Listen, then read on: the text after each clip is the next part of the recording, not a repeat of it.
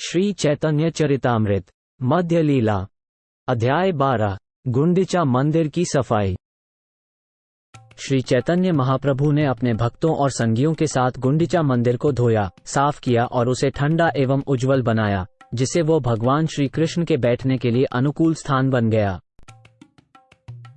गौरचंद्र की जय हो, नित्यानंद की जय हो, अद्वैत आचार्य की जय हो और श्री चैतन्य महाप्रभु के सभी भक्तों की जय हो। श्रीवास ठाकुर आदि श्री चैतन्य महाप्रभु के भक्त जय हो। मैं उनसे शक्ति की प्रार्थना करता हूँ ताकि मैं श्री चैतन्य महाप्रभु का समुचित वर्णन कर सकूं। जब श्री चैतन्य महाप्रभु अपनी दक्षिण भारत की यात्रा से लौट आए तब ओडिशा नरेश महाराजा प्रतापरुद्र उनसे मिलने के लिए अत्यंत उत्सुक हो उठे। राजा ने अपनी राजधानी कटक से एक पत्र सार्वभौम भट्टाचार्य को भेजा, जिसमें अनुरोध किया गया था कि वे भगवान जगन्नाथ की अनुमति प्राप्त कर लें ताकि राजा वहां जाकर उनसे मिल सकें। राजा के पत्र का जवाब देते हुए भट्टाचार्य ने लिखा कि श्री चैतन्य महाप्रभु ने उनकी इच्छा को स्वीकृति नहीं दी। इसके बाद राजा ने उन्हें एक दूसरा पत्र लिखा। राजा ने इस पत्र में सार्वभौम भट्टाचार्य से निवेदन किया, कृपया मेरी ओर से महाप्रभु से जुड़ी सभी भक्तों से अपील करें और यह याचिका उन्हें सौंप दें। यदि श्री भगवान के संपर्क में रहने वाले समस्त भक्त मुझ पर प्रसन्न हैं, तो वे मेरे इस निवेदन को श्री भगवान के चरण कमलों में समर्पित कर सकते हैं। सभी भक्तों की कृपा से ही भगवान के चरणों की शरण प्राप्त होती है। भगवान की कृपा के बिना मेरा राज्य मुझे भाता नहीं। यदि गौरहरि प्रभु श्री चैतन्य महाप्रभु मुझ पर दया नहीं करेंगे, तो मैं अपना राज्य त्याग कर एक योगी बन जाऊंगा और द्वार द्वार जाकर भिक्षा मांगूंगा। जब भट्टाचार्य को ये पत्र मिला तो वो बहुत चिंतित हो गए। फिर वो पत्र लेकर महाप्रभु के भक्तों के पास गए। सार्वभौम भट्टाचार्य ने सब भक्तों से भेंट कर राजा की इच्छा व्यक्त की। तत्पश्चात उन्होंने सबको वो पत्र दिखाया। पत्र पढ़कर सब लोग आश्चर्यचकित हुए कि श्री चैतन्य महाप्रभु के चरण कमलों पर राजा की इतनी भक्ति है। भक्तों ने अपनी राय दी और कहा, भगवान कभी भी राजा से नहीं मिलेंगे और यदि हम उनसे मिलने का अनुरोध करेंगे तो वे निश्चित रूप से दुखी हो जाएंगे। तब सार्वभौम भट्टाचार्य ने कहा, हम एक बार फिर से महाप्रभु के पास जाएंगे, लेकिन हम उनसे राजा से मुलाकात करने का अनुरोध नहीं करेंगे, बल्कि हम केवल राजा के अच्छे आचरण का वर्णन करेंगे। इस प्रकार निर्णय करके सब लोग श्री चैतन्य महाप्रभु के पास पहुंचे। वहां वे कुछ कहना चाहते थे, किंतु एक शब्द भी नहीं बोल पाए। जब वे सभी श्री चैतन्य महाप्रभु के पास पहुंचे तो भगवान ने उन्हें देखकर कहा, तुम सब यहाँ क्या कहने आए हो? मैं देख रहा हूं कि तुम कुछ कहना चाहते हो पर बोल नहीं रहे हो। क्या कारण है? तब नित्यानंद प्रभु ने कहा, हम तुम्हारे साथ कुछ बातें करना चाहते हैं। चाहे कुछ भी हो, हम बिना कहे तो रह नहीं सकते, लेकिन कहने में कुछ डर लग रहा है। हम आपके समक्ष एक ऐसी बात रखना चाहते हैं जो उचित हो सकती है और नहीं भी। मामला ये है, यदि उड़ीसा के राजा आपको नहीं देख पाते तो वे सन्यासी बन जाएंगे। नित्यानंद प्रभु ने आगे कहा, राजा ने सन्यासी बनकर हाथी दांत की बाली पहनने का निश्चय कर लिया है। वो श्री चैतन्य महाप्रभु के चरण कमलों का दर्शन किए बिना अपने राज्य का भोग नहीं करना चाहते हैं। नित्यानंद प्रभु ने आगे कहा, राजा की इच्छा है कि श्री चैतन्य महाप्रभु के चंद्रमा जैसे चेहरे को भरपूर देखें। वे भगवान के चरण कमलों को अपने सीने से लगाना चाहते हैं। इतनी सारी बातें सुनकर श्री चैतन्य महाप्रभु कोतर मन निश्चित रूप से द्रवित हुआ, परंतु बाहर से वे कुछ कठोर वचन कहना चाहते थे। श्री चैतन्य महाप्रभु ने कहा, मैं समझता हूं कि तुम सब चाहते हो कि मैं कटक पहुंचूं ताकि राजा मुझसे मिल सकें। श्री चैतन्य महाप्रभु ने आगे कहा, आध्यात्मिक उन्नति की बात तो छोड़ ही दीजिए, सारे लोग मेरी बुराई करेंगे। और सब लोगों की बात तो छोड़ ही दीजिए, दामोदर तक मेरी निंदा करेगा। मैं अपने सभी भक्तों के आग्रह पर भी राजा से नहीं मिलूंगा, परंतु यदि दामोदर ने आज्ञा दी तो मैं अवश्य मिलूंगा। दामोदर ने तुरंत उत्तर दिया, हे प्रभु, आप हर प्रकार से स्वतंत्र हैं। आप पूर्ण पुरुषोत्तम भगवान हैं। हर बात को जानने के कारण आपको हर एक बात की इजाजत है या नहीं, ये भली भांति पता है। मैं तो सिर्फ एक साधारण प्राणी हूँ, तो मेरे पास ये ताकत कहाँ कि मैं तुम्हें आदेश दे सकूं? अपनी मर्जी से ही तुम राजा से मिलोगे और मैं देखूंगा। राजा तुम्हारे ऊपर अत्यंत अनुराग रखता है और तुम भी उसके प्रति प्रेम का अनुभव करते हो, इसलिए मैं समझ सकता हूं कि राजा के तुम्हारे प्रति स्नेह के कारण तुम उसे स्पर्श करोगे। यद्यपि आप पूर्ण पुरुषोत्तम भगवान हैं और पूरी तरह से स्वतंत्र हैं, फिर भी आप अपने भक्तों के प्यार और स्नेह पर निर्भर हैं। यह आपका स्वभाव है। तब नित्यानंद प्रभु ने कहा, ऐसा कौन है 3 लोक में जो तुम्हें राजा से मिलने के लिए कह सके? फिर भी यदि नेह से जुड़े हुए व्यक्ति को उसकी मनचाही चीज न मिले, तो क्या यह नैचल नहीं है कि वह अपना जीवन त्याग दे? उदाहरणतः यज्ञ करने वाले कुछ ब्राह्मणों की पत्नियों ने कृष्ण के लिए अपने पतियों के सामने अपने प्राणों की आहुति दे दी। तब नित्यानंद प्रभु ने महाप्रभु से विचार विमर्श हेतु एक सुझाव दिया। उन्होंने कहा, एक उपाय तो है जिससे आपको राजा का सामना नहीं करना पड़ेगा, लेकिन राजा को जीवित रखा जा सकेगा। यदि आप दया करके राजा को अपना एक वस्त्र भेज दें, तो राजा किसी न किसी समय आपके दर्शन की आशा में जिंदा रहेगा। महाप्रभु बोले, जब से तुम सब परम विद्वान हो, अतः तुम्हारा जो भी निर्णय होगा वो मेरे लिए स्वीकार्य होगा। तब नित्यानंद प्रभु ने गोविंद को कहकर महाप्रभु के द्वारा पहना हुआ एक बाहरी वस्त्र हासिल कर लिया। इस प्रकार नित्यानंद प्रभु ने वो पुराना वस्त्र सार्वभौम भट्टाचार्य को सौंप दिया और सार्वभौम भट्टाचार्य ने उसे राजा को भिजवा दिया। जब राजा को वो पुराना कपड़ा प्राप्त हुआ, तो उन्होंने उसी प्रकार से उसकी पूजा आरंभ कर दी, जैसे वे स्वयं परमेश्वर की पूजा करते थे। दक्षिण भारत में अपनी सेवा से लौटने के बाद रामानंद राय ने राजा से विनती की कि उन्हें श्री चैतन्य महाप्रभु के साथ रहने की इजाजत दी जाए। जब रामानंद राय ने प्रभु के साथ ठहरने के लिए राजा से अनुमति चाही, तो राजा ने बड़े आनंद के साथ तुरंत ही उन्हें अनुमति दे दी और राजा ने प्रभु से मिलने की व्यवस्था के लिए रामानंद राय से प्रार्थना करना शुरू कर दिया। राजा ने रामानंद राय से कहा, श्री चैतन्य महाप्रभु आप पर बेहद मेहरबान हैं, इसलिए कृपया उनसे मेरी मुलाकात करवाने का अनुरोध जरूर करें। राजा और रामानंद राय एक साथ जगन्नाथ क्षेत्र पुरी वापस लौट आए और श्री रामानंद राय श्री चैतन्य महाप्रभु से मिले। उस समय रामानंद राय ने श्री चैतन्य महाप्रभु से राजा के भक्तिभाव के बारे में बताया। जैसे ही उन्हें मौका मिलता, वे बार बार भगवान को राजा पर चर्चा की। श्री रामानंद राय निस्संदेह राजा के कुशल राजनीतिज्ञ और मंत्री थे। वे सामान्य व्यवहार में बहुत अधिक कुशल थे। उन्होंने श्री चैतन्य महाप्रभु के प्रति राजा के प्रेम का वर्णन करके महाप्रभु के मन को धीरे धीरे नर्म कर दिया।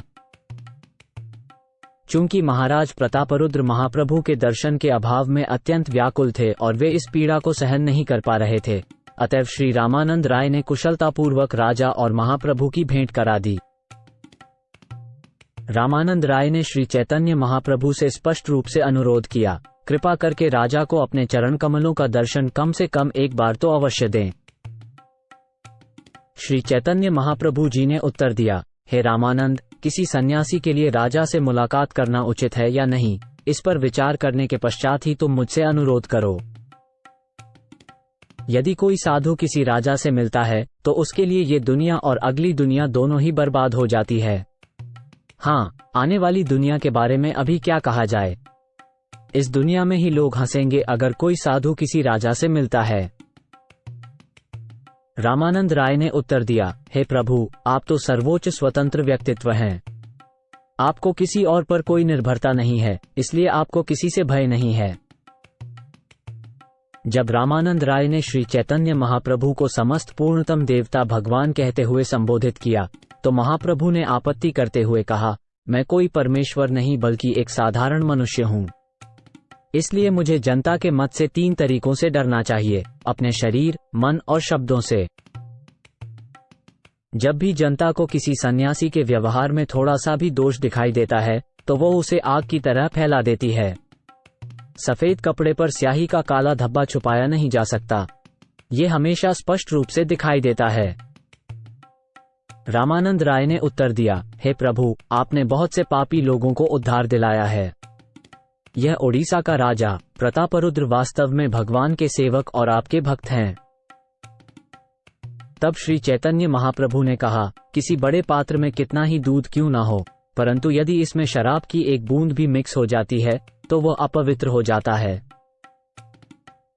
यद्यपि राजा में सब नेक गुण हैं, परंतु महज उसके नाम के साथ राजा का पद जुड़ जाने के कारण हर एक वस्तु दूषित हो चुकी है। पर यदि तू इतना ही अति आग्रहशील है कि राजा आकर भेंट करे, तो सबसे पहले उसके पुत्र को ले आकर मिलवा दे। शास्त्रों में बोला गया है कि पुत्र पिता का प्रतीक होता है।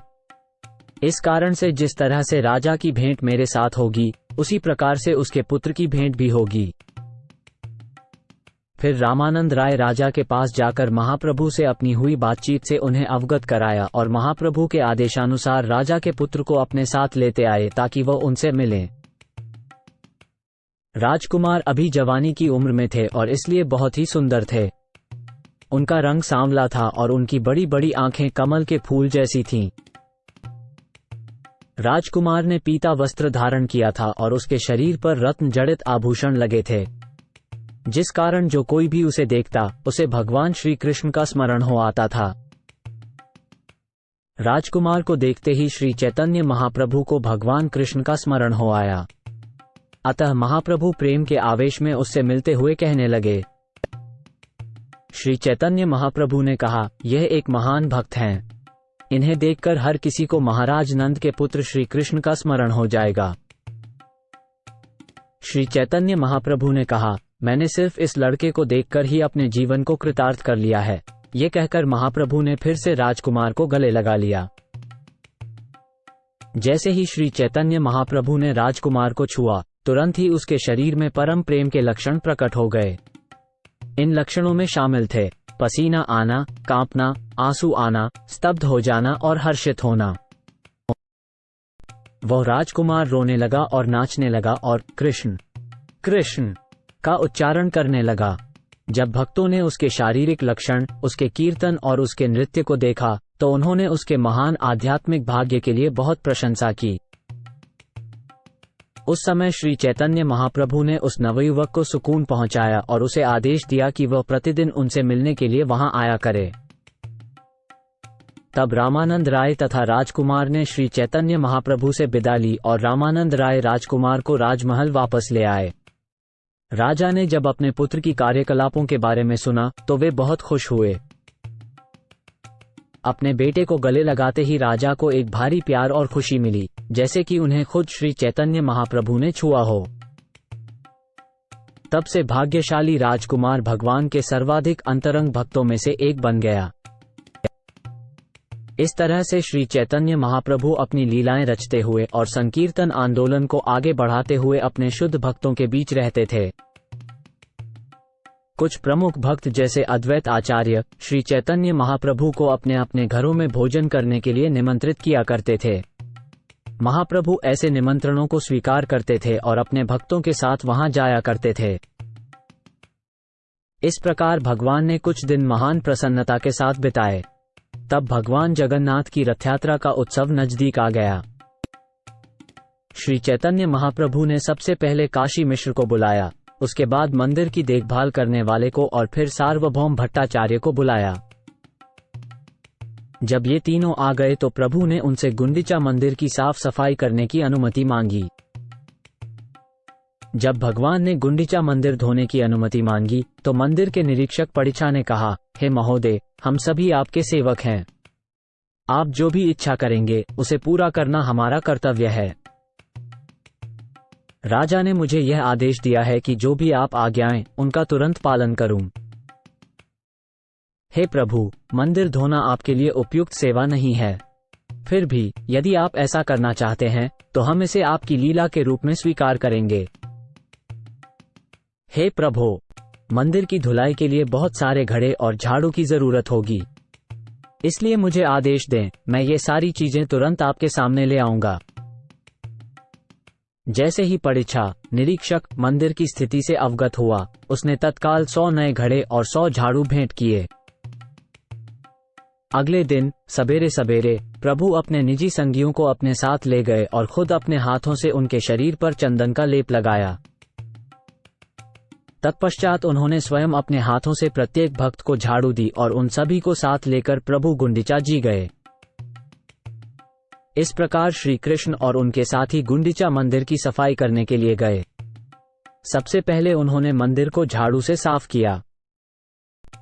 महाप्रभु ने मंदिर के भीतर की हर वस्तु, यहाँ तक कि छत तक को बड़ी अच्छी तरह से साफ किया। तत्पश्चात उन्होंने आसन उठाया, उसे साफ किया और उसे पुनः उसी स्थान पर रख दिया। इस तरह महाप्रभु और उनके संगियों ने मंदिरों की छोटी बड़ी सभी इमारतों को साफ किया और झाड़ दिया और अंत में मंदिर और कीर्तन स्थल के बीच के क्षेत्र को साफ किया।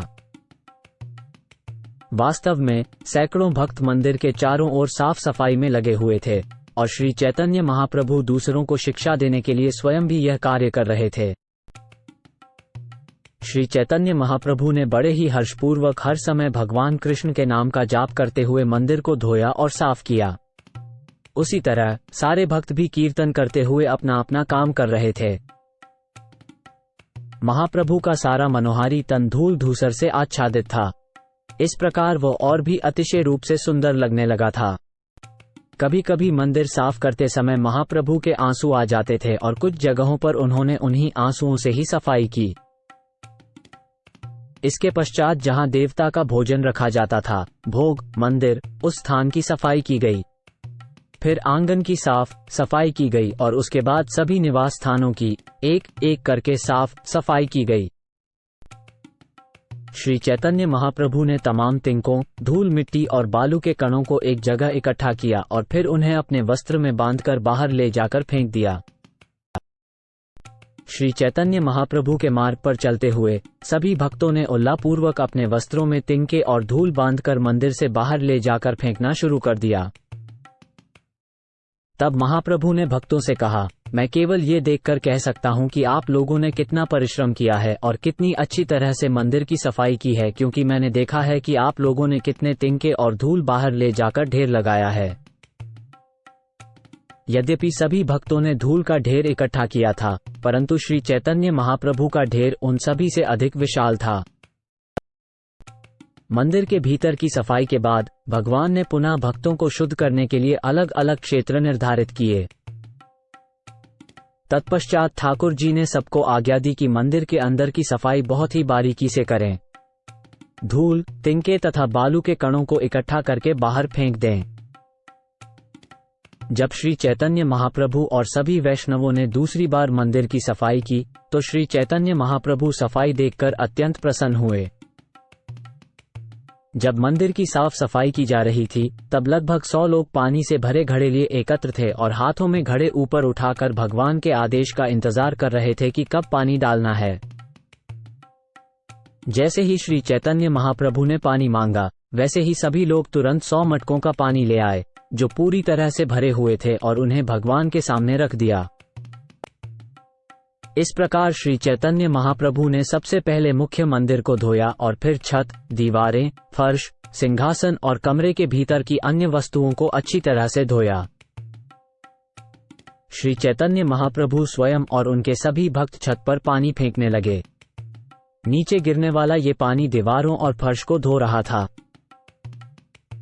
तब श्री चैतन्य महाप्रभु स्वयं ही भगवान जगन्नाथ के सिंहासन को अपने हाथों से धोने लगे और सभी भक्त जल लाकर महाप्रभु को देने लगे। सारे भक्त मंदिर के भीतर साफ सफाई करने लगे। हर किसी के हाथ में एक एक झाड़ू थी जिससे उन्होंने भगवान के मंदिर को साफ किया। उनमें से किसी ने महाप्रभु के हाथों में पानी लाकर दिया और किसी ने उनके चरणों में पानी डाला। श्री चैतन्य महाप्रभु के चरण कमलों से गिरने वाले जल को कोई छिपकर पी रहा था, कोई उस जल को मांग रहा था और कोई उस जल को दान के रूप में दे रहा था। जब कमरा साफ हो गया तो पानी को एक नाली से बाहर निकाला गया और फिर बहकर बाहर के प्रांगण में भर गया। महाप्रभु ने अपने वस्त्रों से कमरों और सिंहासन को चमकाया। इस तरह पानी के 100 घड़े से सब कमरे स्वच्छ हो गए। कमरों की सफाई के बाद भक्तों के मन भी कमरों की तरह ही स्वच्छ हो गए। मंदिर के साफ हो जाने के बाद वो इतना स्वच्छ, शीतल और मन को भाने वाला हो गया, मानो स्वयं भगवान का पवित्र मन प्रकट हुआ हो। सरोवर से पानी लाने वाले सैकड़ों लोगों की भीड़ में किनारे पर खड़े होने के लिए भी जगह नहीं थी। इस कारण कुछ लोगों ने कुएं से पानी खींचना शुरू कर दिया। सैकड़ों श्रद्धालुओं ने घड़ों में भरा पानी लाया और सैकड़ों श्रद्धालु खाली घड़ों को दोबारा भरने के लिए ले गए। नित्यानंद प्रभु, अद्वैत आचार्य, स्वरूप दामोदर, ब्रह्मानंद भारती और परमानंद पुरी को छोड़कर सारे लोग पानी के घड़ों को भरकर लाने में व्यस्त थे। बड़ी संख्या में घड़े टूट गए क्योंकि लोग आपस में टकरा रहे थे और सैकड़ों लोगों को पानी भरने के लिए नए घड़े लाने पड़े। कुछ लोग घड़े भर रहे थे और कुछ कमरों की सफाई कर रहे थे, किंतु सभी लोग कृष्ण और हरि के नाम का उच्चारण करते जा रहे थे। कोई व्यक्ति कृष्ण कृष्ण कहते हुए घड़े की भीख मांग रहा था और कोई दूसरा व्यक्ति कृष्ण कृष्ण कहते हुए घड़ा दे रहा था। जब किसी को कुछ बोलना होता तो वो भगवान कृष्ण का पवित्र नाम लेकर बोलता। इस वजह से कृष्ण का पवित्र नाम हर उस चीज का प्रतीक बन गया जिसकी लोग मांग करते थे। प्रेम विह्वल होकर जब श्री चैतन्य महाप्रभु कृष्ण का नाम लेते थे तो वे अकेले ही सैकड़ों लोगों के काम कर डालते थे। ऐसा लग रहा था मानो श्री चैतन्य महाप्रभु 100 हाथों से सफाई और धुलाई का कार्य कर रहे हों। वे हर एक भक्त के पास ये शिक्षा देने के लिए जाते थे कि काम कैसे करना चाहिए। जब कोई व्यक्ति ठीक ढंग से काम करता तो महाप्रभु उसकी प्रशंसा करते, लेकिन अगर वे देखते कि कोई व्यक्ति संतोषजनक ढंग से काम नहीं कर रहा है तो वे उसे बिना किसी द्वेष के फौरन डांट देते। महाप्रभु कहते थे, तुमने बहुत अच्छा काम किया है, तुम दूसरों को भी यही सिखाओ ताकि वे भी इसी तरह से व्यवहार करें। श्री चैतन्य महाप्रभु की ये बात सुनकर हर कोई लज्जित हो गया। इसलिए भक्तों ने बड़े ही ध्यानपूर्वक काम करना शुरू कर दिया। उन्होंने जगमोहन क्षेत्र की धुलाई की और इसके बाद जहां प्रसाद रखा जाता था वो स्थान धोया गया। फिर अन्य सभी स्थान भी धोए गए। उसी तरह से सभा भवन, पूरे प्रांगण, चबूतरों, रसोई घर और हर दूसरे कमरे को धो डाला गया। इस तरह मंदिर के चारों ओर के सारे स्थान भीतर और बाहर से अच्छी तरह से धोए गए। जब सब कुछ अच्छी तरह से साफ हो गया तो बंगाल से आए एक बहुत ही बुद्धिमान और सीधे साधे वैष्णव ने आकर भगवान के चरणों पर जल डाला। तब उस गौड़ीय वैष्णव ने उस जल को लेकर स्वयं पी लिया। इसे देखकर श्री चैतन्य महाप्रभु कुछ दुखी हुए और बाहर से क्रुद्ध भी हुए। यद्यपि भगवान निश्चित रूप से उससे खुश थे, किंतु उन्होंने धार्मिक सिद्धांतों की मर्यादा स्थापित करने के लिए बाहरी तौर पर क्रोधित होने का दिखावा किया। प्रभु ने उसके बाद स्वरूप दामोदर को बुलाया तथा उनसे कहा, थोड़ा अपने बंगाली वैष्णव के व्यवहार पर नजर डालो। ऐ बंगाली वैष्णव, तूने भगवान के मंदिर के अंदर मेरे चरण धोए हैं। यही नहीं, तूने उस जल को स्वयं पी भी लिया है। मुझे नहीं मालूम कि इस अपराध के कारण मेरा अंत क्या होगा। तुम्हारे बंगाली वैष्णव ने मुझे बहुत बड़ी मुसीबत में डाल दिया है।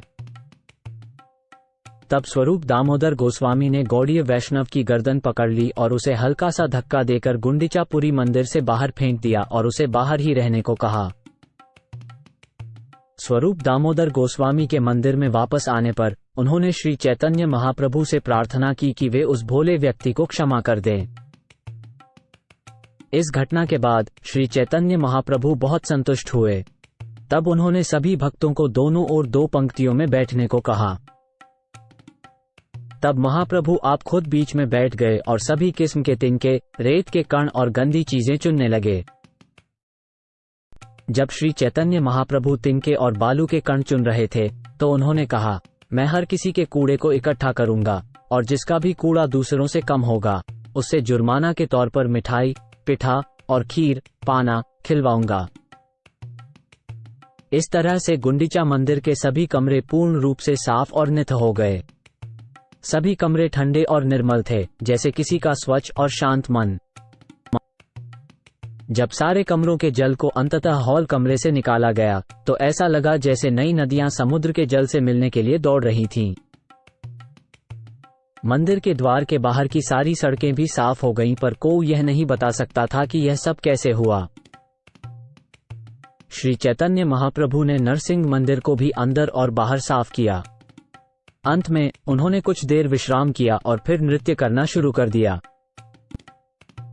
श्री चैतन्य महाप्रभु के चारों ओर सभी भक्तों ने मिलकर कीर्तन किया। बीच में भगवान एक पागल शेर की तरह नाचने लगे। चैतन्य महाप्रभु हमेशा की तरह नाचे तो पसीना, कंपकपी, रंग फीका होना, आंसू, हर्ष और हुंकार होने लगे। उनकी आंखों से निकलने वाले आंसुओं ने उनके शरीर के साथ ही साथ उनके सामने खड़े लोगों के शरीरों को भी धो दिया। इस तरह श्री चैतन्य महाप्रभु ने अपने आंसुओं से सभी भक्तों के शरीरों को नहला दिया। आंसू इस तरह गिर रहे थे मानो सावन मास की बारिश हो। श्री चैतन्य महाप्रभु के जोर जोर से उच्चारित संकीर्तन की आवाज से आकाश गूंज उठा और उनके नाचने और कूदने से धरती कांपने लगी। श्री चैतन्य महाप्रभु को स्वरूप दामोदर का संकीर्तन बहुत पसंद था। जब वो गाते तो श्री चैतन्य महाप्रभु नाचने लगते थे और हर्ष से ऊपर तक उछलते थे। थोड़ी देर तक महाप्रभु ने इस प्रकार कीर्तन किया और नृत्य किया। अंततः परिस्थितियों को समझकर वे रुक गए। श्री चैतन्य महाप्रभु ने आदेश दिया कि अद्वैत आचार्य के पुत्र श्री गोपाल नाचें। प्रेम में झूमते नाचते श्री गोपाल मूर्छित होकर धरती पर गिर पड़े और बेसुध हो गए। जब श्री गोपाल मूर्छित हो गए तो अद्वैत आचार्य ने तुरंत उन्हें अपनी गोद में उठा लिया। ये देखकर कि उनकी सांस नहीं चल रही है, वे बहुत ही व्याकुल हो उठे। अद्वैत आचार्य और उनके साथी भगवान नरसिंह के पवित्र नाम का जाप करते हुए जल छिड़कने लगे। उस जाप की गर्जना इतनी भयंकर थी कि जैसे पूरा ब्रह्मांड कांप उठा हो। जब कुछ समय तक लड़का होश में न आया तो अद्वैत आचार्य और अन्य भक्त रोने लगे। तब श्री चैतन्य महाप्रभु ने श्री गोपाल की छाती पर अपना हाथ रखा और जोर से बोले, गोपाल उठो। जैसे ही गोपाल ने श्री चैतन्य महाप्रभु की आवाज सुनी, उसे तुरंत होश आ गया। फिर सारे भक्त हरि का नाम लेकर नाचने लगे। वृंदावन दास ठाकुर ने इस घटना का विस्तार से वर्णन किया है, इसलिए मैंने इसका संक्षिप्त विवरण दिया है। आराम करने के पश्चात श्री चैतन्य महाप्रभु और सभी भक्तगण स्नान करने के लिए चले गए। महाप्रभु स्नान के बाद सरोवर के तट पर खड़े होकर सूखे वस्त्र पहने, फिर वहां से पास ही में स्थित भगवान नरसिंहदेव के मंदिर में जाकर नरसिंहदेव को प्रणाम किया। तत्पश्चात वे बगीचे में गए। उसी बगीचे में श्री चैतन्य महाप्रभु अन्य भक्तों के साथ विश्राम करने लगे। तभी वाणीनाथ राय जी सभी प्रकार का महाप्रसाद लेकर वहां आए। काशी मिश्र तथा मंदिर की देखभाल करने वाले तुलसी दोनों इतना अधिक प्रसाद लेकर आए कि 500 लोग खा सकते थे। प्रसाद में चावल, रोटियां, खीर और कई तरह की सब्जियां थीं। इन्हें देखकर महाप्रभु बहुत संतुष्ट हुए। श्री चैतन्य महाप्रभु के सानिध्य में उपस्थित भक्तों में परमानंद पुरी, ब्रह्मानंद भारती, अद्वैत आचार्य और नित्यानंद प्रभु थे। आचार्य रत्न, आचार्य निधि, श्रीवास ठाकुर, गदाधर पंडित, शंकर, नंदनाचार्य, राघव पंडित और वक्रेश्वर भी वहां मौजूद थे। प्रभु की आज्ञा पाकर सार्वभौम भट्टाचार्य बैठ गए। श्री चैतन्य महाप्रभु और उनके सभी भक्त काठ के चबूतरे, पिंडार पर विराजमान हुए। इस प्रकार सभी भक्त एक दूसरे के ठीक पीछे पंक्तियों में बैठ गए ताकि लंच कर सकें। श्री चैतन्य महाप्रभु ने बारंबार हरिदास हरिदास कहकर पुकारा। वे उस समय दूर खड़े थे और वहीं से वे इस तरह बोले। हरिदास ठाकुर ने कहा, महाप्रभु जी, आप भक्तों के साथ भोजन कीजिए। चूंकि मैं एक पापी व्यक्ति हूं, इसलिए मैं आपके बीच नहीं बैठ सकता। गोविंद बाद में मुझे दरवाजे के बाहर प्रसाद दे देगा। महाप्रभु ने उनके मन की बात जानकर उन्हें फिर नहीं बुलाया। स्वरूप दामोदर गोस्वामी, जगदानंद, दामोदर पंडित, काशीश्वर, गोपीनाथ, वाणीनाथ और शंकर ने प्रसाद बांटा और भक्तों के समूह बीच बीच में हरि नाम जपते जा रहे थे। जैसे ही श्री कृष्ण भगवान ने पहले जंगल में भोजन किया था, ठीक उसी तरह से श्री चैतन्य महाप्रभु ने भी उस लीला को याद कर लिया। श्री कृष्ण की लीलाओं के बारे में याद करके श्री चैतन्य महाप्रभु को प्रेम का उन्माद हो गया, लेकिन समय और परिस्थितियों को देखते हुए वो कुछ धैर्य रखे रहे। श्री चैतन्य महाप्रभु ने कहा, मुझे तो सादी सी सब्जी जिसे लाफड़ा व्यंजन कहते हैं खिला सकते हो और सब भक्तों को केक, खीर और अमृत गुटिका जैसे अच्छे व्यंजन परोसो। चैतन्य महाप्रभु सब कुछ जानते थे, इसलिए उन्हें पता था कि प्रत्येक व्यक्ति को कौन सा व्यंजन पसंद है। इसलिए उन्होंने स्वरूप दामोदर को आदेश दिया कि वे हर भक्त को उनकी पसंद का व्यंजन भरपेट परोसें। जगदानंद प्रसाद बांटने आए और अचानक से उन्होंने सभी सर्वोत्तम व्यंजन श्री चैतन्य महाप्रभु की पत्तल में रख दिए। जब श्री चैतन्य महाप्रभु की थाली में इतना अच्छा प्रसाद परोसा गया तो वे बाहर से बहुत गुस्से में दिखाई दिए, लेकिन फिर भी जब कभी किसी बहाने से या जबरदस्ती उनकी थाली में व्यंजन परोस दिए जाते तो महाप्रभु को बहुत संतोष हुआ। जब भोजन परोस दिया जाता तो श्री चैतन्य महाप्रभु कुछ पल उसको देखते रहते थे, लेकिन जगदानंद के डर से आखिर थोड़ा बहुत खा लेते थे। महाप्रभु समझ गए थे कि यदि वे जगदानंद के हाथों का बना भोजन नहीं ग्रहण करते तो वे अवश्य ही उपवास कर लेंगे। इस डर के कारण श्री चैतन्य महाप्रभु ने उसके द्वारा परोसे गए प्रसाद का कुछ भाग ग्रहण कर लिया। तब स्वरूप दामोदर गोस्वामी ने कुछ लजीज मिठाइयां लाकर महाप्रभु के सामने खड़े होकर उन्हें भेंट किया। तब स्वरूप दामोदर गोस्वामी ने कहा, इस महाप्रसाद का थोड़ा सा ही चखो और देखो कि भगवान जगन्नाथ ने इसे कैसे स्वीकार किया है। ये कहते हुए स्वरूप दामोदर गोस्वामी ने प्रभु के सामने भोजन रखा और प्रभु ने स्नेहवश उसे खा लिया। स्वरूप दामोदर और जगदानंद ने महाप्रभु को बार बार कुछ भोजन खिलाया। इस तरह उन्होंने महाप्रभु से स्नेहपूर्ण व्यवहार किया। ये बात बहुत ही असामान्य थी। महाप्रभु ने सार्वभौम भट्टाचार्य को अपने बाईं ओर बैठाया और जब सार्वभौम ने स्वरूप दामोदर और जगदानंद का व्यवहार देखा तो वे मुस्कुराए। श्री चैतन्य महाप्रभु सार्वभौम भट्टाचार्य को भी प्रथम श्रेणी का भोजन देना चाहते थे, इसलिए उन्होंने स्नेहवश सेवकों से बार बार उनकी पत्तल में प्रथम श्रेणी के भोजन परोसाने को कहा। गोपीनाथ आचार्य ने भी उत्तम भोजन लाकर मीठी वाणी बोलते हुए सार्वभौम भट्टाचार्य को भेंट किया। गोपीनाथ आचार्य ने भट्टाचार्य को प्रथम श्रेणी का भोजन परोसने के बाद कहा, जरा विचार करो कि भट्टाचार्य का पूर्ववर्ती सांसारिक व्यवहार कैसा था।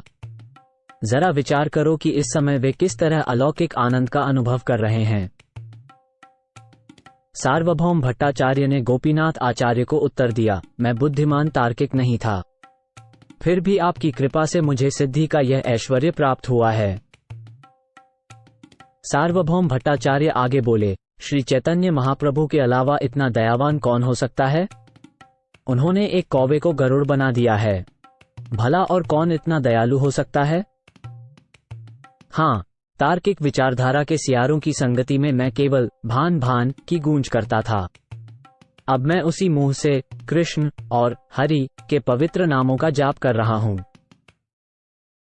जहाँ मैं कभी अभक्त तर्कवादियों की संगति में रहता था, वहीं अब मैं भक्तों के साथ में अमृत सागर में डूबा हुआ हूँ। श्री चैतन्य महाप्रभु ने सार्वभौम भट्टाचार्य से कहा, आप जन्म से ही कृष्ण भावना में डूबे हुए हैं। आप कृष्ण से इतना प्रेम करते हैं कि बस आपके सान्निध्य से हम सभी में कृष्ण भावना का विकास हो रहा है। इस प्रकार इन तीनों लोकों में श्री चैतन्य महाप्रभु के अलावा और कोई नहीं है जो भक्तों की महिमा का गुणगान करने और उन्हें संतुष्टि प्रदान करने की इच्छा रखता हो। तब श्री चैतन्य महाप्रभु ने जगन्नाथ जी को चढ़ाए गए सारे केक, खीर और मिठाइयों को लेकर एक एक करके सभी भक्तों को बुलाकर बांट दिया। श्री अद्वैत आचार्य और नित्यानंद प्रभु पास पास बैठे हुए थे और जब प्रसाद बांटा जा रहा था तो वे एक तरह के दिखावटी झगड़े, क्रीड़ा, कलह में लग गए। पहले अद्वैत आचार्य ने कहा, मैं एक ऐसे अज्ञात साधु के साथ बैठा हूँ जिसके साथ भोजन कर रहा हूँ और इसलिए मुझे नहीं पता कि मेरा क्या भविष्य होगा। श्री चैतन्य महाप्रभु सन्यासी हैं, इस कारण वे किसी भी स्थिति में दोष नहीं देखते। ये सच है कि एक सन्यासी किसी भी जगह से खाए गए भोजन से प्रभावित नहीं होता। शास्त्रों के अनुसार यदि कोई सन्यासी दूसरे के घर में भोजन करता है तो इसमें कोई त्रुटि नहीं होती है, लेकिन एक गृहस्थ ब्राह्मण के लिए इस तरह से भोजन करना दोषपूर्ण माना जाता है। जिन व्यक्तियों के पहले जन्म, परिवार, स्वभाव और व्यवहार के बारे में जानकारी न हो, उनके साथ परिवार के सदस्यों को भोजन करना उचित नहीं माना जाता है। नित्यानंद प्रभु ने तुरंत ही अद्वैत आचार्य का खंडन करते हुए कहा, आप निर्विशेष ब्रह्म को सर्वोच्च मानते हैं और निर्गुण ब्रह्म के भक्त हो, किंतु मेरे लिए यह मानना अस्वीकार्य है। इस निर्गुणवाद के कारण आप भक्ति में पूर्णता प्राप्त नहीं कर सकते हैं। शुद्ध भक्ति निष्काम होती है, किंतु निर्गुणवाद के सिद्धांत के अनुसार आप भगवान की भक्ति स्वयं को मुक्त करने के उद्देश्य से करते हैं। इससे भक्ति में शुद्धता नहीं आ सकती। जो साहब आपके निर्गुण अद्वैत सिद्धांत में भाग लेता है वह ब्रह्म के अलावा और कुछ नहीं मानता। नित्यानंद प्रभु आगे बोलते हैं, तुम तो बड़े अद्वैतवादी हो और अब मैं तुम्हारे पास बैठकर खा रहा हूं।